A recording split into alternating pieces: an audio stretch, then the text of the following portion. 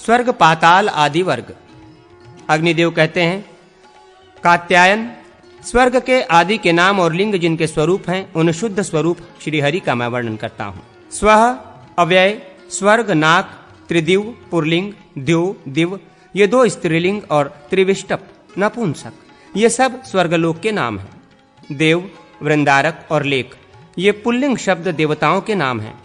रुद्र आदि शब्द गण देवता के वाचक हैं। विद्याधर, अप्सरा, यक्ष, राक्षस, गंधर्व, किन्नर, पिशाच, गुह्यक, सिद्ध और भूत, ये सब देव योनि के अंतर्गत हैं। देवद्विट, असुर और दैत्य, ये असुरों के तथा सुगत और तथागत, ये बुद्ध के नाम हैं। ब्रह्मा, आत्मभू और सुज्येष्ठ, ये ब्रह्मा जी के। विष्णु, नारायण और हरि, ये भगवान विष्णु के। रेवतीश, हली और राम, ये बलभद्र जी के तथा काम, स्मर और पंचशर, ये कामदेव के नाम हैं। लक्ष्मी, पद्मालया और पद्मा, ये लक्ष्मी जी के तथा शर्व, सर्वेश्वर और शिव, ये भगवान शंकर के नाम हैं। उनकी बंधी हुई जटा के दो नाम हैं, कपर्द और जटाजूट। उनके धनुष के भी दो नाम हैं, पिनाक और अजगौ। शिवजी के पार्षद प्रमथ कहलाते हैं। मृडानी, चंडिका और अंबिका, ये पार्वती जी के द्वैमातुर और गजास्य। गजानन, ये गणेश जी के तथा सेनानी। अग्निभू और गुहु, ये स्वामी कार्तिकेय जी के नाम हैं। आखंडल, शुनासीर, सुत्रामा और दिवस्पति, ये इंद्र के तथा पुलोमजा, शची और इंद्राणी, ये उनकी प्रियतमा शची देवी के नाम हैं। इंद्र के महल का नाम वैजयंत, पुत्र का नाम जयंत और पाकशासनी तथा हाथी के नाम ऐरावत, अभ्रमातंग, ऐरावण और अभ्रमुवल्लभ, ये हैं। आल्हिदिनी स्त्रीलिंग, पुल्लिंग और नपुंसक लिंग में प्रयुक्त होने वाला वज्र, कुलिश नपुंसक, भिदुर नपुंसक और पवि पुल्लिंग, ये सब इंद्र के वज्र के नाम हैं। व्योमयान नपुंसक तथा विमान पुल्लिंग नपुंसक, ये आकाश में विचरने वाले देववाहनों के नाम हैं। पीयूष, अमृत और सुधा, ये अमृत के नाम हैं। इनमें सुधा तो स्त्रीलिंग है और शेष दोनों नाम नपुंसक लिंग हैं। देवताओं की सभा सुधर्मा कहलाती है। देवताओं की नदी गंगा का नाम सर्वंगा और सुदीर्घिका है। उर्वशी आदि अप्सराओं को अप्सरा और स्ववेर्ष्या कहते हैं। इनमें अप्सरस शब्द स्त्रीलिंग एवं बहुवचन में प्रयुक्त होता है। हाहा, हुहु आदि गंधर्वों के नाम हैं। अग्नि, वरही, धनंजय, जातवेदा, कृष्णवत वर्मा, आश्रयास, पावस, हिरण्यरेता, सप्तार्ची, शुक्ल, आशु सुक्षिणी, शुचि और अपित्त, ये अग्नि के नाम हैं। तथा और्व, वाडव, वर्णमानल, ये समुद्र के भीतर जलने वाली आग के नाम हैं। आग की ज्वाला के 5 नाम हैं, ज्वाल, कील, अर्चिश, हेती और शिखा। इनमें पहले 2 शब्द स्त्रीलिंग और पुल्लिंग दोनों में प्रयुक्त होते हैं। अर्चिस नपुंसक लिंग है तथा हेती और शिखा स्त्रीलिंग शब्द हैं। आग की चिंगारी के 2 नाम हैं, स्फुरलिंग और अग्निकर्ण। इनमें पहला तीनों लिंगों में तथा दूसरा केवल पुल्लिंग में प्रयुक्त होता है। धर्मराज, परित्राट, कौल, अंतक, दंडधर और श्राद्ध देव, ये यमराज के नाम हैं। राक्षस, कौणप, अशरप, क्रव्याध, यातुधान, नैरिक्त, ये राक्षसों के नाम हैं। प्रचेता, वरुण और पाशी, ये वरुण के तथा श्वसन, स्पर्शन, अनिल, सदागति, मातरिक्ष्वा, प्राण, मरुत और समीकरण, ये वायु के नाम हैं। जब, रहस और तरस, ये वेग के वाचक हैं। इनमें पहला पुल्लिंग और शेष दोनों शब्द नपुंसक लिंग हैं। लघु, क्षिप्र, अर, द्रुत, सत्वर, चपल, तूर्ण, अविलंबित और आशु, ये शीघ्रता के अर्थ में प्रयुक्त होते हैं। क्रिया विशेषण होने पर इन सब का नपुंसक लिंग एवं एक वचन में प्रयोग होता है। सतत, अनारत, अश्रांत, संतत, अविरत, अनिश, नित्य, अनवरत और अजस्र, ये निरंतर के वाचक हैं। ये भी प्रायः क्रिया विशेषण में ही प्रयुक्त होते हैं। केवल नित्य शब्द का ही अन्य विशेषणों में भी प्रयोग होता है। अतिशय, भर, अतिबेल, भ्रश, अत्यर्थ, अतिमात्र, उद्गाढ़, निर्भर, तीव्र, एकांत, नितांत, गाढ़, बाढ़ और दृढ़, ये अतिशय अधिक मात्रा के वाचक हैं। गुहकेश, यक्षराज, राजराज और धनाधीप, ये कुबेर के नाम हैं। किन्नर, किमपुरुष, तुरंग वदन और मयु, ये किन्नरों के वाचक शब्द हैं। निधि और शेवधि, ये दोनों पुल्लिंग शब्द निधि के वाचक हैं। व्योम, अभ्र, पुष्कर, अंबर, द्यो, दिव, अंतरिक्ष और ख ये आकाश के पर्याय हैं। इनमें द्यो और दिव शब्द स्त्रीलिंग में प्रयुक्त होते हैं और शेष सब नपुंसक लिंग में। काष्ठा, आशा, कुकभ और दिश ये दिशा अर्थ के बोधक हैं। अभ्यंतर और अंतराल शब्द मध्य के तथा चक्रवाल और मंडल शब्द गोलाकार मंडल एवं समुदाय के वाचक हैं। तंडित्वान, वारिद, मेघ, स्तनयुत्नु और बलहाक ये मेघ के पर्याय हैं। बादलों की घटा का नाम है कादम्बिनी और मेघमाला तथा स्तनित और गर्जित ये नपुंसक लिंग शब्द मेघ गर्जना के वाचक हैं। शंपा, शतलहदा, हालिदिनी, एरावती, क्षणप्रभा, तड़ित, सौदामिनी, सौदामिनी, विद्युत, चंचला और चपला ये बिजली के पर्याय हैं। स्फरजुथु और वज्र निर्धोष ये दो बिजली की गड़गड़ाहट के नाम हैं। वर्षा की रुकावट को वृष्टिघात और अवग्रह कहते हैं। धारा संपात और आसार ये दो मूसलाधार वृष्टि के नाम हैं। जल के छींटों या फुहारों को शिकर कहते हैं। वर्षा के साथ गिरने वाले ओलों का नाम करका है। जब मेघों की घटा से दिन छिप जाए तो उसे दुर्दिन कहते हैं।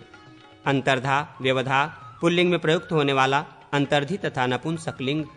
अपवारण, अभिधान, तिरोधान, पिधान और आच्छादन ये 8 अंतर्धान अदृश्य होने के नाम हैं। अब्ज, जयवात्रिक, सोम, ग्लोह, मृगांक, कलानिधि, विधु तथा कुमुद बंधु ये चंद्रमा के पर्याय हैं। चंद्रमा और सूर्य के मंडल का नाम है बिंब और मंडल। इनमें बिंब शब्द का पुल्लिंग और नपुंसक लिंग में तथा मंडल शब्द का तीनों लिंगों में प्रयोग होता है। चंद्रमा के 16वें भाग को कला कहते हैं। वित्त, शकल और खंड ये टुकड़े के वाचक हैं। चांदनी को चंद्रिका, कौमुदी और ज्योत्सना कहते हैं। प्रसाद और प्रसन्नता ये निर्मलता और हर्ष के बोधक हैं। लक्षण, लक्ष्म और चिन्ह ये चिन्ह के तथा शोभा, कांति, द्वितीय और छवि ये शोभा के नाम हैं। उत्तम शोभा को सुषमा कहते हैं। तुषार, तुहिन, हिम, अवश्यशाय, निराह, प्रालेय, शिशिर और हिम ये पाले के वाचक हैं। नक्षत्र, वृक्ष, भ, तारा, तारका और उडु ये नक्षत्र के पर्याय हैं। उसमें उडु शब्द विकल्प से स्त्रीलिंग और नपुंसक होता है। गुरु, जीव और आंगिरस ये बृहस्पति के। उष्णा, भार्गव और कवि ये शुक्राचार्य के तथा विद्युद्दुम, तम और राहु ये 3 राहु के नाम हैं। राशियों के उदय को लग्न कहते हैं। मरीचि और अत्रि आदि सप्तर्षि चित्रशिखंडी के नाम से प्रसिद्ध हैं। हरिदश्व, ब्रघ्न, पूषा, धुमणि, मिहिर और रवि ये सूर्य के नाम हैं। परिवेश, परिधि, उपसूर्यक और मंडल ये उत्पात आदि के समय दिखाई देने वाले सूर्य मंडल के घेरे का बोध कराने वाले हैं। किरण, उरस, मयूर, अंशु, गभस्ति, द्रहणी, दृष्णि, भानु, कर, मरीचि और दधीति ये 11 सूर्य की किरणों के नाम हैं। इनमें मरीचि शब्द स्त्रीलिंग और पुल्लिंग दोनों में प्रयुक्त होता है तथा दधीति शब्द का प्रयोग केवल स्त्रीलिंग में होता है। प्रभा, रुक, रुचि, पिट, भा, आभा, छवि, द्युति, दीप्ति, रोचिष और सोशिष ये प्रभा के नाम हैं। इनमें रोचिष और सोशिष ये 2 शब्द केवल नपुंसक लिंग में प्रयुक्त होते हैं। शेष सभी स्त्रीलिंग हैं। प्रकाश, द्योत और आतप ये 3 धूप या घाम के नाम हैं। कोष्ण, कवोष्ण, मंदोष्ण और कदुष्ण ये थोड़ी गर्मी बोध कराने वाले हैं। यद्यपि स्वरूप से ये नपुंसक लिंग हैं तथापि जय थोड़ी गर्मी रखने वाली किसी वस्तु के विशेषण में होते हैं तो विशेष के अनुसार इनका तीनों लिंगों में प्रयोग होता है। तिग्म, तीक्ष्ण और खर ये अधिक गर्मी के वाचक हैं। ये भी पूर्ववत गुणबोधक होने पर नपुंसक में और गुणवान के विशेषण होने पर विशेष के अनुसार तीनों लिंगों में प्रयुक्त होते हैं। दिष्ट, अनेहा और काल ये समय के पर्याय हैं। घस्र, दिन और अहन ये दिन के। सायं शब्द सायंकाल का और संध्या तथा पृथप्रसु ये 2 संध्या के नाम हैं। प्रत्यूष, अहरमुख, कल्प, उषस और प्रत्युषस ये प्रभात काल के वाचक हैं।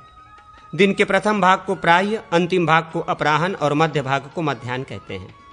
इन्हीं तीनों का समुदाय त्रिसंध्य कहलाता है।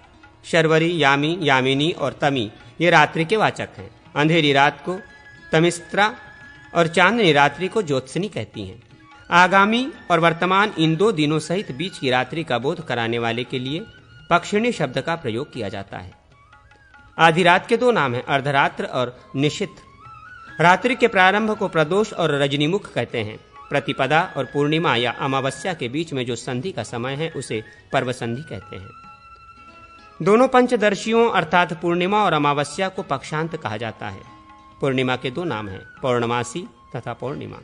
यदि पूर्णिमा को चंद्रोदय के समय प्रतिपद का योग लग जाने से एक कला से हीन चंद्रमा का उदय हो जाता है तो उस पूर्णिमा की अनुमति संज्ञा है तथा पूर्ण चंद्रमा के उदय लेने पर उसे राका कहते हैं। अमावस्या दर्श और सूर्येंदु संगम ये अमावस्या के नाम हैं। यदि सवेरे चतुर्दशी का योग होने से अमावस्या के प्रातःकाल चंद्रमा का दर्शन हो जाए तो उस अमावस्या को सीनिवाली कहते हैं। किंतु चंद्रोदय काल में अमावस्या का योग हो जाने से यदि चंद्रमा की कला बिल्कुल न दिखाई दे तो वो अमाकुह कहलाती है। संवर्त, प्रलय, कल्प, क्षय और कल्पांत ये 5 प्रलय के नाम हैं।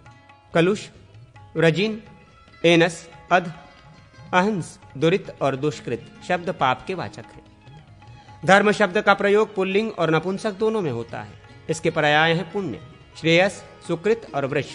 इनमें आरंभ के 3 नपुंसक और वृष शब्द पुल्लिंग है।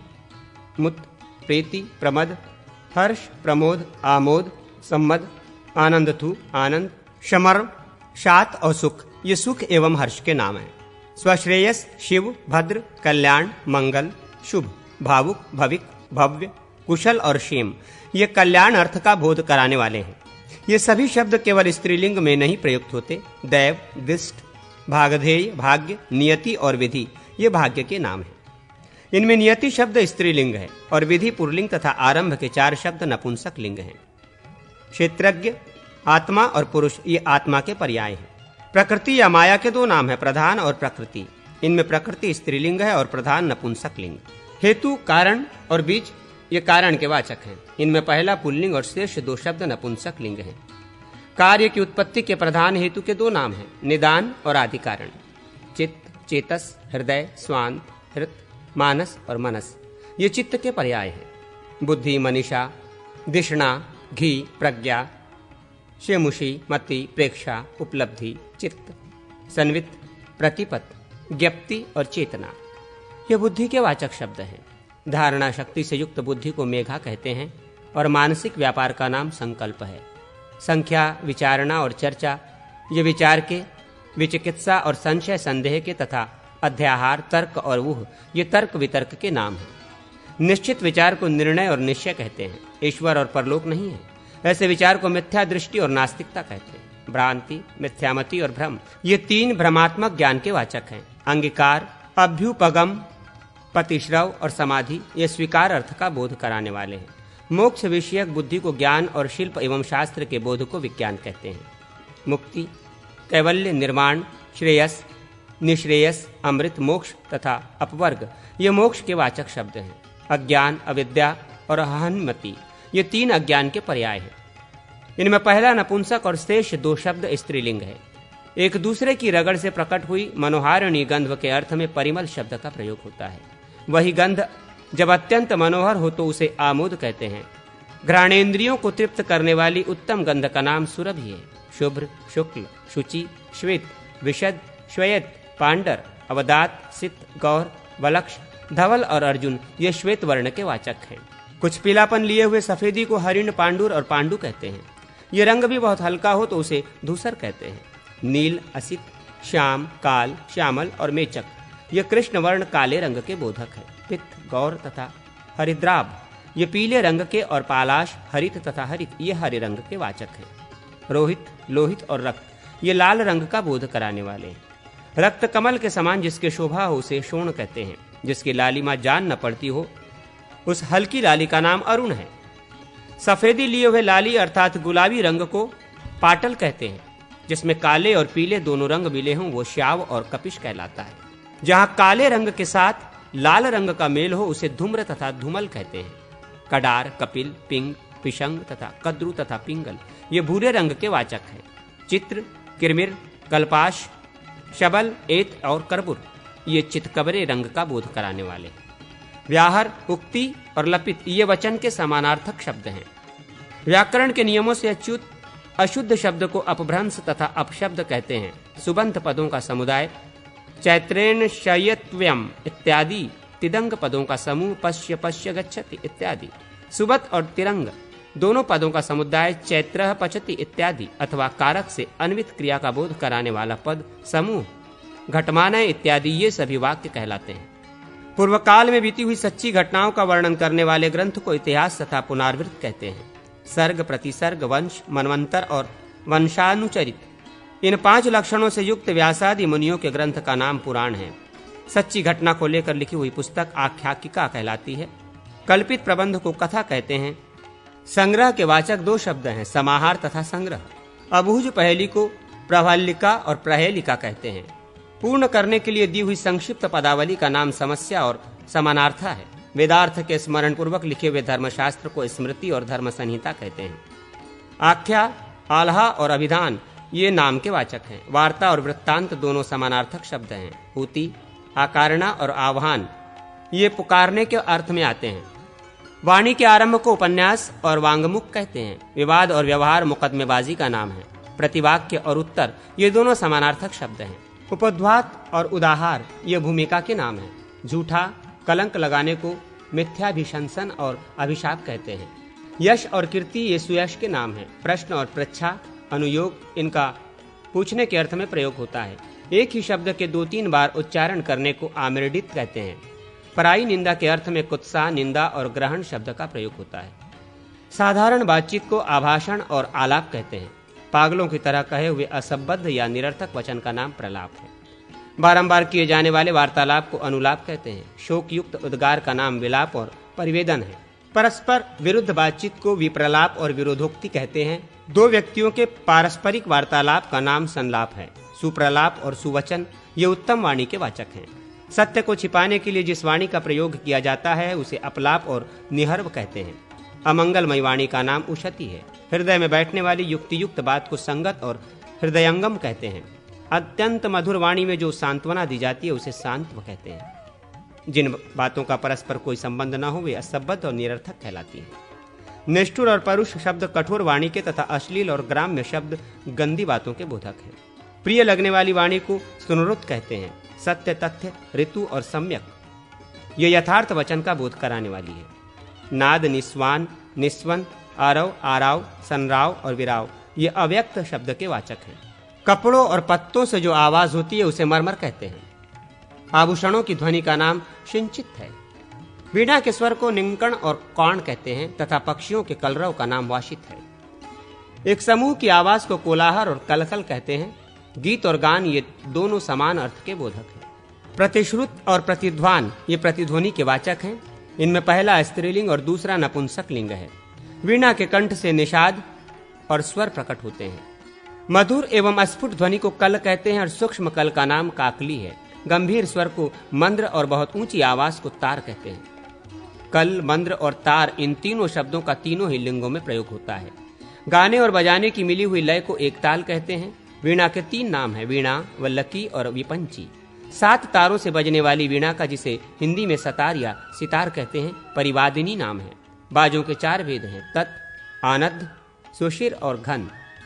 इनमें वीणा आदि बजाने को तत्, ढोल और मृदंग आदि को आनद्ध, बांसुरी आदि को सुशिर और कांस की झांझ आदि को घन कहते हैं।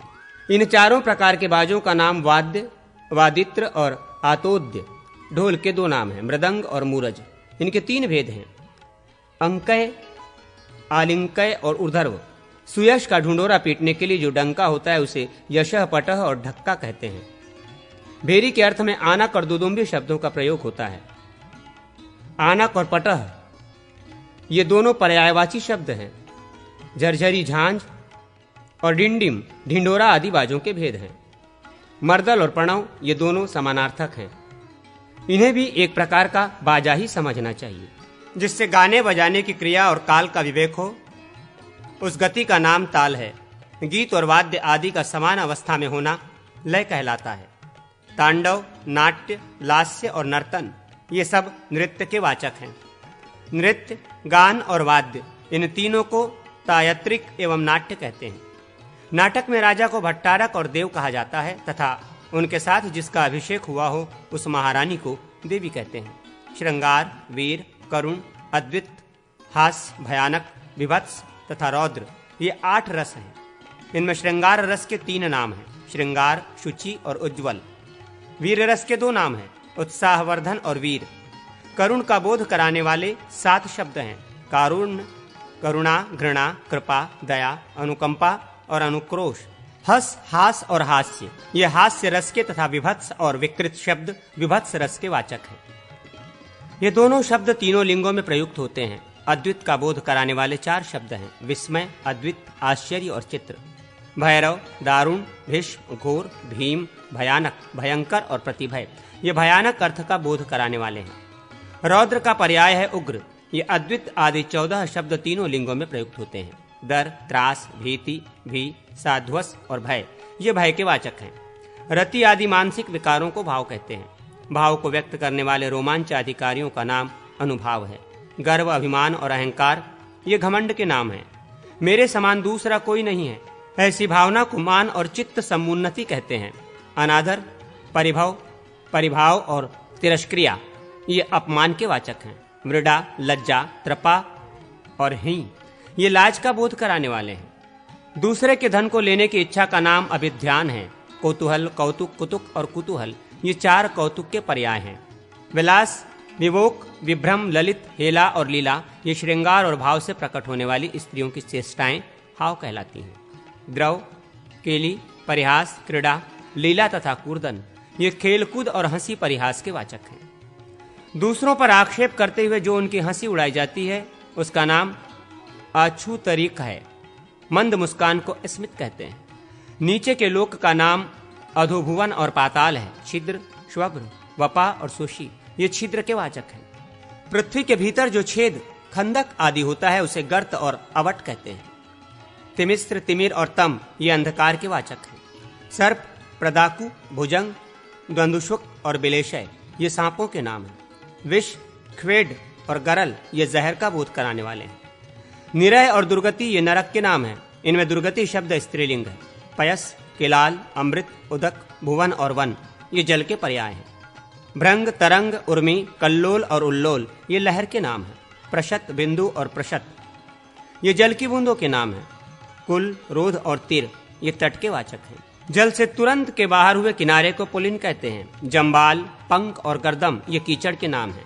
तालाब या नदी के आदि के भर जाने पर जो अधिक जल बहने लगता है उसे जलोच्छ्वास और परिवाह कहते हैं।